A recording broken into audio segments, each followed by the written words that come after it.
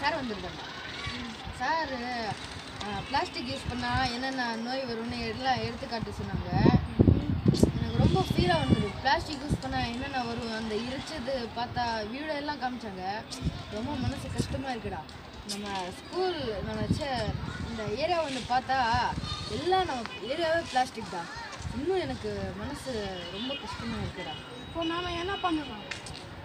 நான் யோசிக்கிறேன், நம்ம எல்லாம் ஒன்று சேர்ந்தா இந்த ஏரியா மட்டும் எல்லாருக்கிட்ட சொல்லி பிளாஸ்டிக் யூஸ் பண்ணக்கூடாது, இந்த எரிக்கக்கூடாதுன்னு சொல்லி நம்ம ஏரியா மக்கள்கிட்ட சொல்லணும்டா. இப்போ மூன்றது எப்படி தான் பண்ண முடியும்? இல்லைடா, ரெண்டு ஃப்ரெண்ட்ஸ் இருக்காங்க. சாயங்காலமாக வாங்க, நான் இங்கே போய் போயிட்டுருக்கோம். 5 பேர் தான் இருக்குது, எப்படி தான் பிடிக்கிறேன்?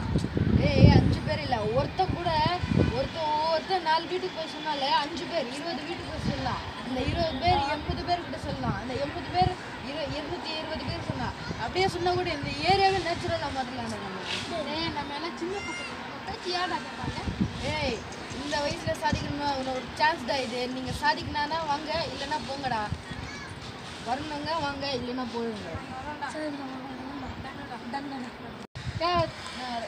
ஒரு 2 ஃப்ரெண்ட்ஸ் வந்துட்டாங்களா? வந்துட்டாங்க, கீழே தான் இருக்காங்க. கூப்பிட்டுருக்கா? சரி கூப்பிட்டு வா, நான் பின்னாடியே வரேன். சரி.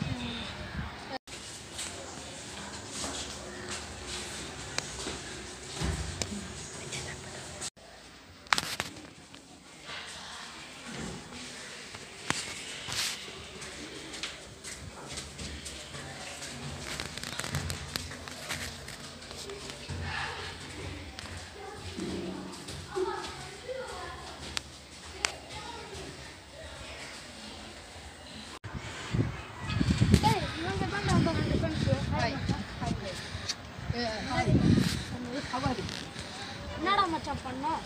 இவன் எல்லாத்தையும் சொல்லிட்டானா? சொல்லிட்டான்டா. சரி, நீ அங்கே இருக்கிற ஏரியாவுக்கு போயிடு. சரி, நீ இங்கே இருக்கிற ஏரியாவுக்கு போயிடு. நீ பின்னாடி போயிடு. நீ அங்கே ஏரியாவுக்கு போயிடு. நான் எல்லாம் முடிச்சதுக்கப்புறம் நான் வந்து கேட்குறேன். சரி.